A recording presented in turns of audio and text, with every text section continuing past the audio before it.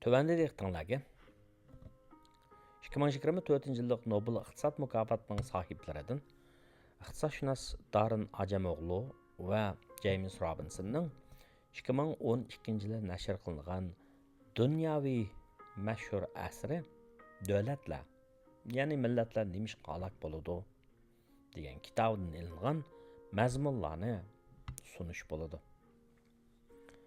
Yəni bu kitabның məlum məzmunları hər həftədə bir qitim İngilizcədən Uyğur tiliga tərcümə qilinib diqqətinizə sunulur. Bugün mən sizlərə məzkur kitabның 1-ci babı 3-cü paragrafını sunaman. 3-cü paragraf. Kahar Mark'dan başlanğan hikaye. Di Solis, Di Mendoza və Di Ayolas'ның ekspedisiyaları 1992 yılı 12 oktyabrda Christopher Columbus'ның Bahamas'ның arallarından birini bayqışdan keyinki texmi köp məşhur ekspedisiyalarının barlıq keliş harpısında elib berilgan. İspaniya padişahlığının Amerika qitəsiga kengiyiş və onu istila qilish qızğanlığı Hernan Cortes'ның 1519 yılı Meksikaga tajavuz qilishi, Francisco Pizarro'ның Peru ekspedisiyasidan 15 yıl keyin Pedro de Mendoza'ның Rio de la Plata ekspedisiyasidan faqat 2 yıl keyin başlanğan. Keyinki bir əsrdən artıq vaqtda İspaniya istilaçıları Mərkəzi, Qərbi və Cənubi Amerika qitəsinin cənubidagi köp rayonlarını boysundurğan hamda özünün mustamlikasiga aylandırğan. Portugaliya şərq qismidagi Braziliyani çangılğa alğan. İspaniyaning mustamlika strategiyasi intayin önümlük bo'lgan. Bu strategiyani Meksikadagi Cortes tunji qitim mukammallashtirgan bo'lib, u raqib sanagan yerlik xalqni bo'ysundirishning eng yaxshi usuli ularning dahilarini qo'lga tushirish ekanligini kuzatish asosi tunib yetgan. Bu strategiya İspaniyaliklarning yerlik dahining g'azinasidagi boyliqlarni egallab olish hamda yerlik xalqni o'zlariga alvon topshirish va oziq berishga majburlash prosesiga erishtirgan. Keyin qadamda ular yerlik xalqning jamiyatida yangidan barliq kelgan sarxillar sifatida ko'rinib, shu chaqda mavjud baj, ya'ni olpan topshirish bo'libmi majburiy emgak ishlatish jihatidagi metodlarni o'z qo'llarida tutishgan. Cortes va uning odamlari 1519 yili 8 noyabrda Buyuk Aztek imperatorluğunun paytaxtı bo'lgan Tenochtitlanga yetib kelishganida aql maslahatchilarining nasihatlariga pisand qilmay bu yangi kaldaqullarni tinchlik bilan qarshilish qarorini chiqargan Aztek imperatori Moctezuma ularni qizg'inlik bilan kutib olgan. Undan keyin yuz bergan voqealar Katolik cherkovining Fransiskan rahibi Bernardino de Sahagünning 1545 yildan keyin tuzgan mashhur Florentin qamusi degan asarda mundaq bayon qilingan. İspaniyalik istilochilar Moctezumani bir dil qo'lga oldi. Ondan har birining miltiqlaridan o'qlar aytildi. Olamni qo'rqinish bosdi. Xuddi har kimning yuragi qapsidan chiqib ketgandek tuyuldi. Qarong'i tushmay turibla hamma yerda terrorlik, hayronlik va qo'rqinch hukm surdi. Hamma odam raslandan qilishgan edi. Shuning bilan İspaniyaliklar talab qilgan barliq narsalar, oq tortilla, qaqlangan kurk to'qi, xo'razlar, tuxumlar, pokiz suv, yog'ochlar, o'ti va ko'mirlarning tizimiga e'lon qilindi. Bularning hammasi albatta Moctezumaga buyruq berilish bilan taq bo'ldi. İspaniyaliklar bu yerga joylashish bo'lish bilanla Moctezumaning barliq shaharlaridagi g'azinlarning surishtisini qilishdi. Ular asabiylashgan holda oltin izlashdi. Shuning bilan Moctezuma İspaniyalik istilochilarga yo'l boshlab mangdi. Ular Moctezumani qo'rshib olgan bo'lib, har biri uni tutib olishgan edi. Ular Teocalco deb atilgan yerdagi ambarga borgandan keyin u yerdagi barliq ko'zni qamashtiradigan narsalarni elib chiqishdi. Ular O'rta Amerikaning danglik qushi Quetzalning paylaridan yasalgan bosh yalpig'ich, uskunalar, qalqonlar, oltin deskalar, ay shakllik oltin burunlar, oltindan yasalgan put balvig'i, bilak balvig'i, peshona balvig'i qatorliqlardan iborat edi. Undan keyin oltinlar ayirib elinib, boshqa hamma qimmatli narsalarga o't yiqilib, ko'ydirib etildi. İspaniyaliklar oltinlarni ayrim nokcha adıllarga o'zgartdi. Ular hamma yerini kezdi. Hammani oldi, ya'ni ko'zga yaxshi ko'ringanning hammani oldi. Shundan keyin ular Moctezumaning Totocalco degan yerdagi xazina ombiriga bordi va uning xos mulklarini elib olishdi. İmperatorning mulklari qatoridagi qimmatli narsalardan medal taqalgan halqa, kutsal qushning bog'lan paylaridan yasalgan bilak balvig'i, oltin yasalgan bilak balvig'i, bilaguzuklar va qulul qoplardan yasalgan oltin balvog' hamda hukmronga xos zumrad toj qatorliqlar bo'lib, İspaniyaliklar bularning hammani elib olishdi. Aztekni qurolliq isloh qilish 1521-yilda tamomlandi. İspaniyaning yangi o'lkasining boshlig'i bo'lish salohiyati bilan Cortes eng qimmatli boyliqlarni yerlik xalqni Encomienda muassasasi orqali bo'lishga boshladi. Encomienda tuzumi tunji qatim 15-asrda İspaniyaliklarning o'z davlatining janubini 8-asrdan boshlab bu yerda o'rtoqlashib yashab kelgan mo'rlar va arablardan qaytirilish jarayonida paydo bo'lgan. Encomienda tuzumi yerlik xalqqa ziyonli shaklda olib berilgan. İspaniyalik islohchi ko'chmanlarga berilgan yerlik xalqni ekspluatatsiya qilish imtiyozi Encomendero deb tonilgan bo'lib, bu imtiyozga ega İspaniyaliklar Encomendrolar deyilgan. Yerlik xalq Encomendrolarning o'zlarini xristian diniy muridlarga aylantirish xizmati badaliga ularga boj seliq topshirish va haqsiz ishlab berishga majbur bo'lgan. Encomiendaning qandoq ijro qilinganligi haqidagi ma'lumot bizga ispanlarning mustamlik siyosatiga qarata eng burun va eng o'tkir tanqidlarni shakllantiruvchilarning biri Roman katolik cherkovining 4 cho'ng mazhabining biri bo'lgan Dominikan mazhabining rahibi Bartolomé de las Casasning jonliq yozmasi orqali yetib kelgan. De las Casas 1502-yili Ispaniyaning orli bo'lib bo'lgan Hispaniyolaga bir parxod atirtiga boshchilik qilgan yangi gubernator Nicolas de Ovando bilan birlikda yetib kelgan. Bu yerda har kuni u yerlik xalq uchrayotgan vahshiyliklarni va ular uchrayotgan ekspluatatsiyani ko'rib, umidsizlik cho'kkan va xotirjamsizlangan. 1513-yili u Ispaniyaning Kubani ishg'ol qilish harakatiga papaz bo'lib qatnashgan va bu xizmat uchun Encomienda imtiyoziga erishgan. Lekin u bu imtiyozdan voz kechgan hamda Ispaniyaning mustamlik muassasalarini, ya'ni muassasa apparatlarini isloh qilishda uzun so'zilgan harakatni boshlagan. Uning tirishchanliklari uning 1542-yilda yozilgan Indiyalarni vayron qilish haqida qisqacha ma'lumot degan kitobida yuqori pallaga yetgan bo'lib, bu kitobda u Ispaniya hukmronligining yovvoyiligiga shiddatli hujum qilgan. Encomienda haqida u Nikaragvadan til qilib bundoq degan. Har bir istilochi ko'chman o'ziga qonunliq deb bo'lib berilgan bozorda makon egallab yerlik xalqni o'z uchun ishga soldi. Yerlik xalqning allaqachon o'ksib qolgan ochliqlarini o'zining qornini to'yg'izish uchun o'g'irladi. Hatto yerliklarning o'zlari an'anaviy shaklda ishlab chiqarish bilan shug'ullanib, dehqonchilik mahsulotlarini o'stiradigan yerlarni egallab olishdi. Istilochi ko'chmanlar butun yerlik xalqning hamma a'zolarini, mo'tabar, yashangan er-ayol va kichik bolalar demay, qarquy holda ularning hammani kech-kunduz tinim topqizmay o'zlariga manfaatli ishlarga soldi. Yangi Granadani, ya'ni zamonimizga Kolumbiyani ishg'ol qilish uchun İspaniyaliklar qo'llangan umumyuzlik strategiya haqida to'xtalib, De las Casas mundaq yozgan. Barliq oltinlarni bulang-talang qilish maqsadiga yetishdak uzun mezgillik strategiyasini amalga oshirish uchun İspaniyaliklar bozorlarni va yerlik aholilarni o'zlariga taqsim qilishdak odatda qo'llanib kelgan strategiyasini qo'llandi va shuningdan keyin ularga qulning muomalasini qilishdi.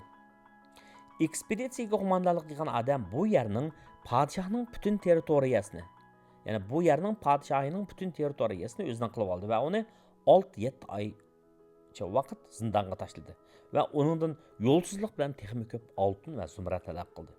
Bu podshoh bir Bogota shu qadar qo'rqib ketganki, o'ziga zulm qiluvchilarning changildan qutulish taqozosida ularning o'zidan bir uyni butunlay oltin bilan to'shqizish talabiga ma'qul bo'ldi. Bu talabni o'rinlash uchun u puhrolarni butun kuch bilan oltin izlashga soldi. Puhrolar nurg'un qimmatli toshlarga qo'shib oltinlarni oz-ozdan ilib kelishdi. Shundaqmi, u uyni oltin bilan to'shqiza olmadi. Eng oxiri İspaniyaliklar podshohning va'dasini o'rinlay olmagani uchun o'lim jazosi berdiganligini jakolashdi.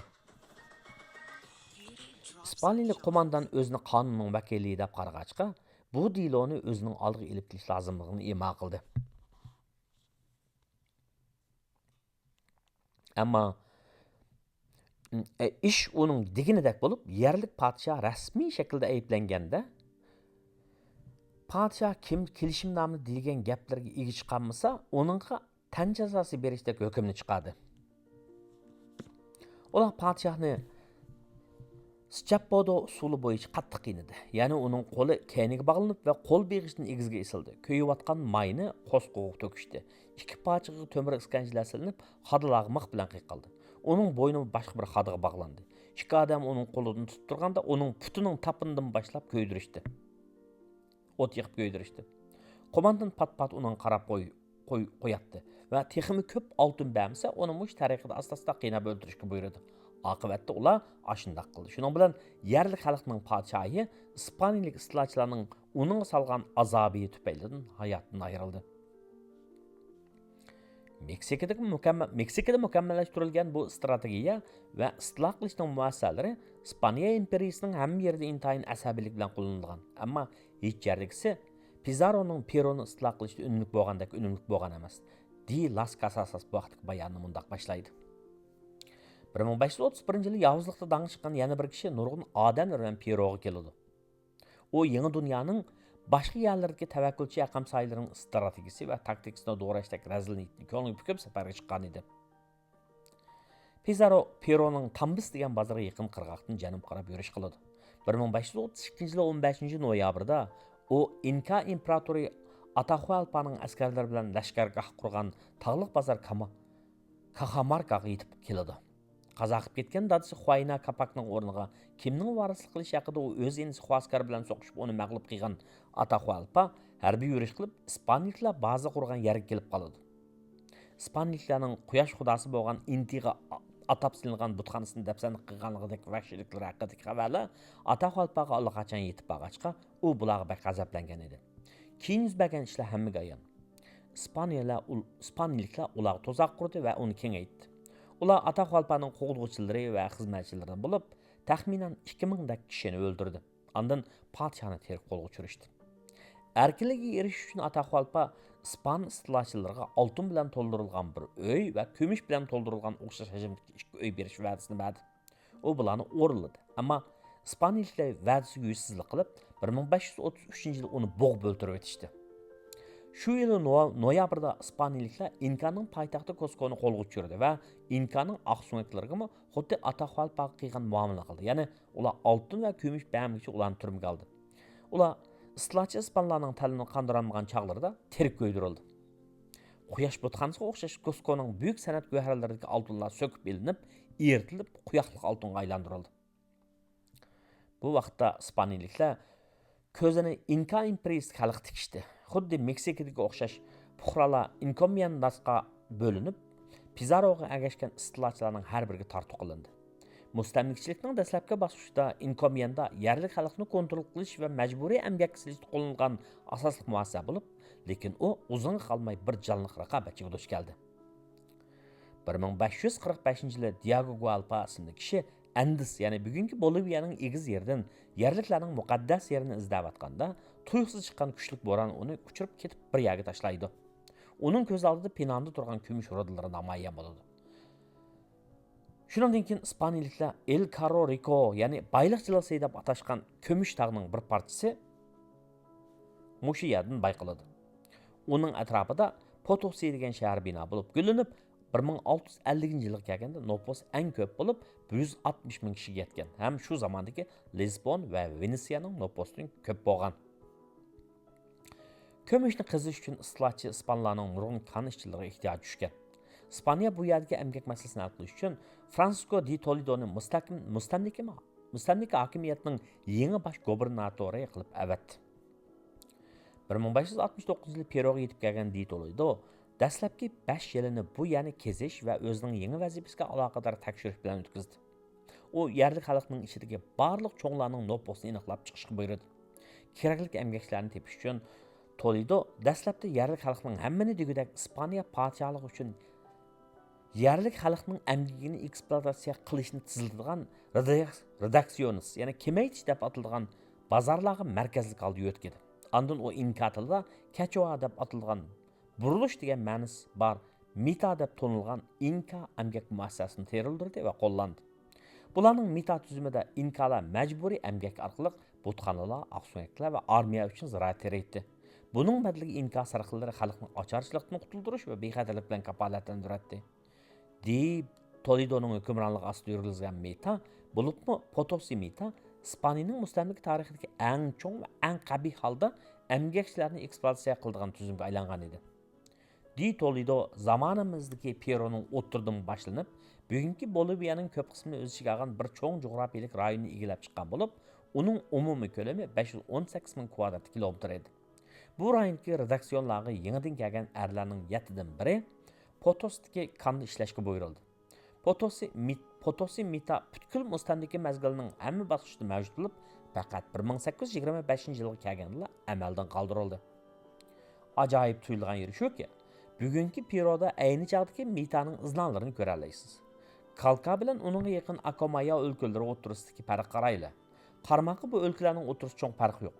Har ikkisi tog'larning ustiga egizlik joylashgan hamda aholilari Inkaning Quechua tilida so'zlaydiganlarning avlodlaridan tashkil topgan. Lekin Acomayo xilili nomrod bo'lib, uning aholisining iste'moli Kalka aholisining iste'moliga qaraganda 33% to'van.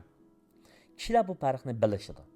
Acomayada ular qaram chatalliklardan bu yerdagi kishilarning Kalkadagi kishilarga qaraganda nomrod ekanligini bilmamsan? Shunday qilib nimishqa bu yerga kelding deb so'rashadi. Qaram deyishlik sabab bu sayohatchilar uchun aytganda qadimgi Inka imperatorligining poytaxti o'lkaning markaziy shahri bo'lgan Cuscodan Acomayaga berish, Kalkaga berish qaraganda zo'r mushkul. Kalkaga boradigan yo'l tuz bo'lib, Acomayaga boradigan yo'l to'limi qatang. Acomayoning nersiga o'tish uchun ot yoki xichir kerak bo'ladi. Kalka bilan Acomayaning har ikkisida kishilar o'xshash ziroatlarni o'stirishadi, lekin Kalkada kishilar bu ziroatlarni bozorda sotib pul tepishadi. Acomayadagi kishilar bo'lsa, olgan ho'slarini o'zining oziqligiga aran yetishtiradi. Bu tangsizlik shu qadar ro'shan bo'lib, u yerlarda yashayotgan kishilarga bashqoldek ayon. Bu xil farqning kelib chiqishini ikki yerdagi muassasalarning o'xshamasligidan ham uning tarixiy yildizining Di Toledo va uning yerlik xalqning amgini unumli eksploatatsiya qilish planiga berib tutishadiganligidan deb tushuntirishga bo'ladi. Acomayo bilan Kalkaning o'rtasidagi muhim tarixiy farq Acomayoning ayni chog'da Potosi mita tuzumi yurgizilgan alohida belgilangan rayonda bo'lishi va Kalkada u xil tuzumning qat'iy yo'li qo'yilmaganligidandir. Emgakni markazlashtirish va mita tuzumini yo'l qo'yishning tashayinda Di Toledo encomienda tuzumini oila beshiga to'laydigan boj qilib bekitdi. Ya'ni yerlik xalqning ichidagi har bir cho'ng er kishi muqim miqdorda kumush orqali to'lanadigan boj sistemasini o'rnatdi. Bu yerlik xalqni emgak bozoriga majburlab, ispaniyalik pomshiklar uchun ishlaydiganlarning ish haqini tuvanlash uchun barpo qilingan tuzum edi. Di Toledoning vaqtida keng yamragan yana bir muassasa Repartimiento de Mercancías edi. Ispan tilidagi taqsimlash degan ma'noni bildiradigan fe'l so'zi repartirdan asl bo'lgan repartmentiendoning ma'nosi tovarlarni taqsimlash bo'lib, uning ko'z tutilgani bahosi ispanlar tarafidan belgilangan tovarlarni yerlik xalqlarga majburiy setish edi. Oxirida Di Toledo trajinni yo'l qo'ydi. Buning ma'nosi yuk degan ma'noda bo'lib, yerlik xalqni yuk to'shiydigan hayvon qatorida ko'rib, istilochi ispan yuqori qatlam kishilarining aroq yoki koka yaprog'i yoki raxt qatorli tovarlarni yutib to'shishdak ishlar silishni ko'z tutadi. Ispaniyaning Amerika qit'asidagi mustamlikasida yuqoridagi o'xshash muassasalar va ijtimoiy qurilmalar paydo bo'lgan. Dastlabki qadamdagi bulang talang va oltin kumushga bo'lgan ochko'zlik erisdan keyin istilochi ispaniyaliklar yerli xalqni eksploatatsiya qilishni maqsad qilgan muassasalar to'rini qurib chiqqan. Encomienda, meta, repartimiento va trajinga o'xshash tuzumlarning hammasi yerli xalqning turmush saviyasini tuvanlatib, ularni jinini aram boqadigan holga tushirib, ularning barliq ortiq tafovutini istilochi ispaniyaliklarga berishga majburlash uchun tuzilgan. Bularning hammasi yerlik xalqning yer makonlarini egallab bilish, ularni emgakka zo'rlash, ularning emgaki uchun tuvan ish haqi berish, yuqori boj qo'yish, o'z ixtiyorlik bilan setib olmaydigan tovarlarni yuqori bahoda setish qatorli usullar orqali amalga oshirilgan. Gerçi bu muassasalar İspaniya podshohi uchun mislsiz boylik yig'ib bergan istilochilar va ularning avlodlarini haddiy hisobsiz boy qilgan bo'lsa-mu, Ular Latin Amerikasini dunyodagi eng tangsiz, taksiz quruqlikqa qit'aga aylantirib, uning nurg'un iqtisodiy potensialini nimjonlashtirib o'tgan.